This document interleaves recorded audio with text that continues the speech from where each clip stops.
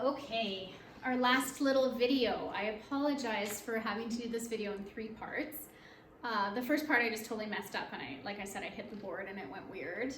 And then I had to teach a class in between, and I had to find a new classroom where I could videotape another lesson for you.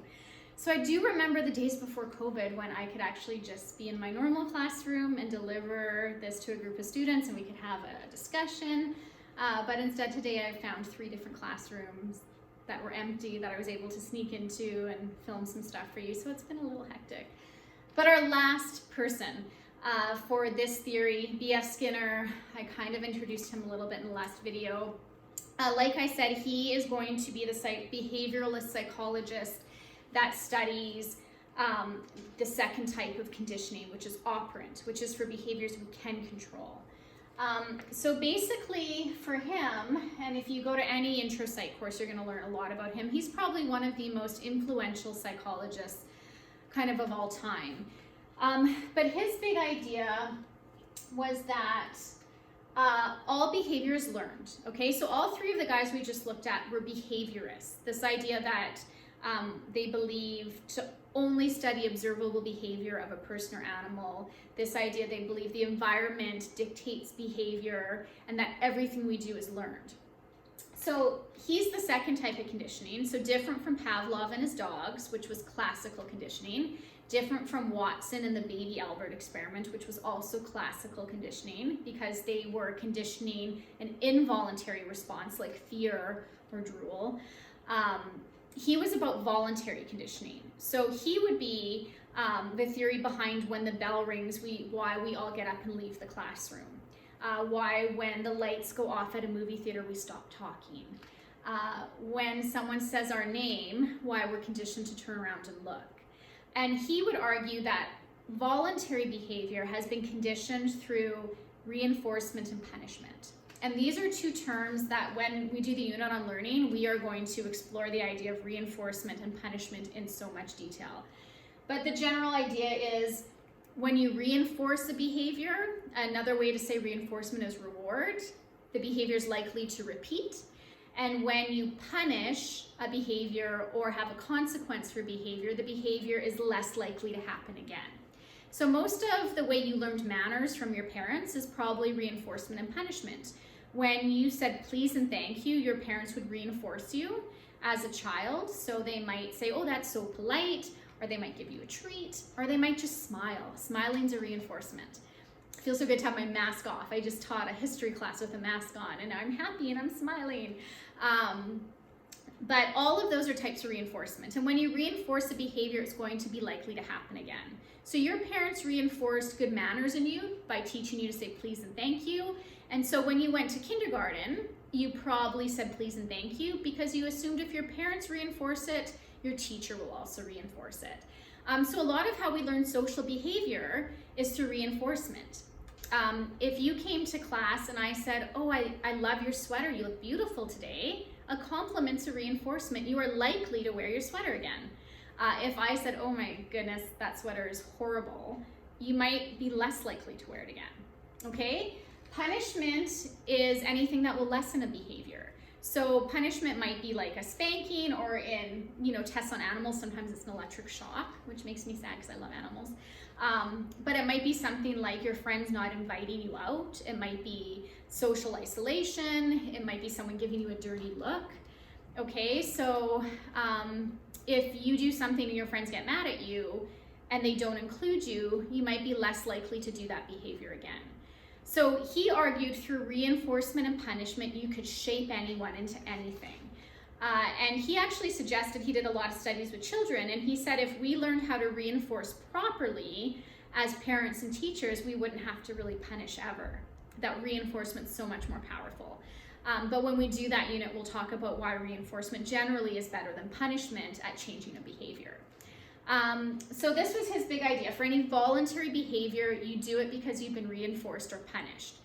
So even in our example of when the bell rings, you are conditioned to get up and leave a classroom, he would argue that's because you've been reinforced to do that. That's what you've been taught through school. But also if the bell rings and everyone gets up and leaves, and and me as the teacher leaves and shuts the light off and you're still sitting in class, well, that's a form of punishment, right? You don't want to be sitting in a dark classroom. So you've also learned through punishment that you get up and you leave. So it's really interesting to think of all human behavior in terms of reinforcement and punishment. A true behaviorist would say that's how you explain all human behavior, by understanding how that behavior was reinforced. Sorry. Mrs. Lovelace, if you're in the building, can you please contact the office? Mrs. Lovelace, if you're in the building, can you please contact the office? Thank you. Or looking at how all behavior has been punished. Other psychologists, like I said, later in history, modern psychologists take bits of this theory, bits of the other theories we're going to look at, and put it together to form an overall understanding of human behavior. But a true behaviorist like Skinner would argue this theory, that that's how you understand human behavior in relation to the environment. So in a behavioral perspective, it's always environment and not free will that determines a person or animal's behavior. And he said the goal of psychologists then is to figure out how to manipulate the environment to get the best version of human behavior that you could possibly get. So really good tips for parents and for teachers, but he truly believed by understanding how to control an environment, you could control animal and human behavior. And he's really famous for creating what's nicknamed the Skinner box. He did a lot of tests on rats and on pigeons. And so basically a Skinner box is an apparatus that allows you to control the environment through reinforcement or punishment in order to shape behavior. So for example, if you wanted to condition a rat to push a lever, you would indicate it somehow. So in a typical Skinner box, the indication would be the light. So when that light is on, that rat has learned that if he does the required behavior, he'll get a reinforcement. So when that light goes on, the rat will then push the bar, and the reinforcement for most animals is food, so he might get a pellet, right? When the light goes off, he knows there's no reinforcement, he's not going to do that behavior. Some Skinner boxes, especially back in the day, they would use an electric grid as a form of punishment, so when the animal didn't do the behavior you want, you would punish them with a shock. Not all Skinner boxes do that. Newer ones sometimes don't have that aspect to them. But this idea of studying animal behavior in regards of reinforcement and punishment and then applying it to human behavior in theory is kind of what this is rooted in. There's a really interesting story about B.F. Skinner, and I heard it when I was in university, and I don't actually know if it's true or if it's just like Skinner legend. But I like the story. So when I was in university studying psychology, they told me that when B.F. Skinner was a psychologist at a university and he was developing this theory of everything that we do, how we dress, how we think, what we like, our attitudes are shaped through reinforcement and punishment. He was a true believer in it. And at the university he was teaching at, apparently there was another professor that was criticizing this theory of human behavior. And so B.F. Skinner's students told him about this other teacher that was criticizing him. So Skinner told the students as a class to do a little social experiment. So what he told the students to do is every time he was going to try to get them to condition their professor to teach from the left side of the room and facing the wall. So if I was the teacher and I was standing here, their goal was to get me to go across the room and face the wall while I lectured. And Skinner said all they had to do was every time I moved left, the class was going to smile, make eye contact with me, and look engaged, like they were really enjoying the class. And if I moved back this way, they were supposed to, like look down at their phones, doodle, not make eye contact, look really bored. So for a teacher, when students are engaged and they're smiling and they're listening to you and they're making eye contact, that's really strong positive reinforcement. That's what we love. And when kids aren't doing that, it's discouraging. So every time he moved a little this way, he would get that positive reinforcement from the class. But when he moved back this way, he would get kind of this punishment of them being disinterested. And so without him even knowing, like very subconsciously, he started naturally moving this way because as he moved, he was getting reinforced. And the story goes that it was like an hour-and-a-half class, and just by this smile as a form of reinforcement of the students, they had this professor teaching across the room and even managed to have him like turn around and face the wall. And then he was kind of lecturing over his shoulder because they would smile. And when he didn't face the wall and turned all the way around, they would kind of frown or be disinterested. So if this is a true story, which is one I heard in university, it's a really good example of how quickly we can be influenced in our behavior through reinforcement. So that's the little Skinner story I have for you. I included 2 other video clips in the PowerPoint you can watch. One is just, this is Eddie, and it's a rat in a Skinner box, and it's just showing you the lights on, which is what they call a signal indicator that a behavior will be reinforced, and we'll learn these terms when we study this unit. So when the light's on, he's just gonna push the lever, which is the behavior they wanted, and then he'll get a treat. And I really like rats a lot. I think they're really smart. And when I was studying psychology, my little side gig was I got to, we had a rat, and I got to like clean his cage and do stuff. And I know it's really weird to be excited about cleaning a rat's cage, but I loved it. So I really find this kind of psychology interesting, and animal intelligence really interesting. But it was really neat to see him be reinforced and learn all these really interesting behaviors and things to do. The second clip I'm gonna show you is just a pigeon in a box. I know, so exciting. And basically, they just wanted to study how if you manipulate the environment, learning occurs. So what they have is they have a pigeon, they have a food treat hanging, and they have a block. And they want to see the process of learning in the pigeon's mind for how he's going to figure out how to reach that food. So stick with it, because it's a little like, it's only 2 minutes and it's a little boring because you're like, why am I just watching this pigeon? But when you see the pigeon's like aha moment, when he realizes how to manipulate the environment to get the food and you see learning take place, it's really cool. I think it's really cool. So I hope you like that. Okay, so this is kind of where we're stopping for the first theory. So the first theory is all about environment, conditioning, learned associations, this idea that we're only concerned about observable behavior. B.F. Skinner, Ivan Pavlov, John B. Watson, Pavlov's famous drooling dog experiment, Watson's famous baby Albert experiment, B.F. Skinner, the idea of reinforcement and punishment. Those are all behaviorism.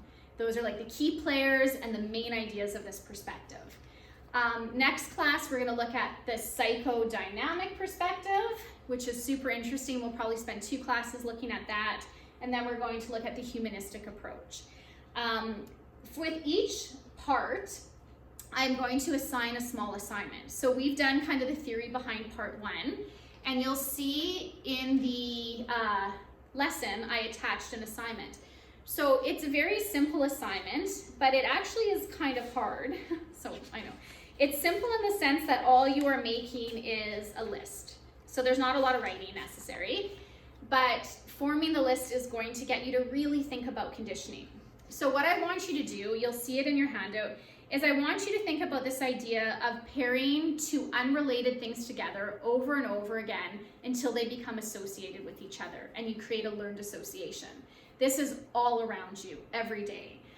So I just want you to create a list of 12 examples of conditioning. It can be classical, so an involuntary response, like when I go to the dentist, I feel afraid. Or it can be operant conditioning, like when the school bell rings, I get up and leave. But I want you to think of 12 solid examples. And people usually are on fire and they can do like 5 or 6 really quick and then they get stuck. So think about sports, think about driving. Most of driving is conditioned responses. A stop sign is a conditioned response. Think about manners. Your name is a conditioned response. Like we talked in the last kind of little video clip, a clown in a horror movie is universally scary because so many people have been conditioned to fear it. The middle finger is a conditioned response. It's an association between a gesture and being offended. So I want you to say, it's just a list. So I want you to say, for example, when I see a stop sign, I stop driving, right? The signal is the stop sign, the behavior is stopping. When the bell rings, I get up and leave a classroom. The signal, right, the stimulus is the bell. The behavior is getting up to leave. So I want you to think about this. Think about phobias. If you're afraid of anything, what 2 things have you connected? The only time students get hung up on this is you have to remember the key to this is the two things are unrelated. So saying, for example, when I smell my dad or mom's cooking, my stomach growls, that's not conditioning, that's a natural thing, right? That would normally naturally happen, right? A conditioned response might be, you know, I ate a lemon pie and then I threw up, and now when I see a lemon pie, I feel sick. That would be conditioned. But just smelling a food and being hungry, that's a natural connection between two things. I use the example of a lemon pie because that actually happened to me. My Nana used to always bake me a lemon pie every time I was sick, and now I associate it, for a long time, I associated lemon pie with being sick, right? So that's how your brain kind of learns things. I also once stole my sister's strawberry Body Shop perfume, and then karma got me because I was in a really hot car and I got car sick and I actually threw up everywhere. And to this day, I cannot handle the artificial smell of strawberries, like any kind of strawberry hand soap or strawberry perfume. Instantly I feel yucky, and that is a conditioned response. That's me being just like Pavlov's dogs. So I know some of you might be old enough to drink, and at some point in your life you'll probably not know how to handle your liquor and you might throw up. I'm just assuming that that's going to happen to some of you in your lives, and you will experience classical conditioning because the next time you smell that liquor or you see it, you're going to feel really sick, and that's what Pavlov taught us. Why? Because your brain made that association between a feeling and a stimulus. So I hope this all made sense. If you have questions about the assignment, message me tomorrow. You're making a list of 12 examples of when you've seen this in your own life. Okay, I hope you found this interesting. I love this perspective. Bye.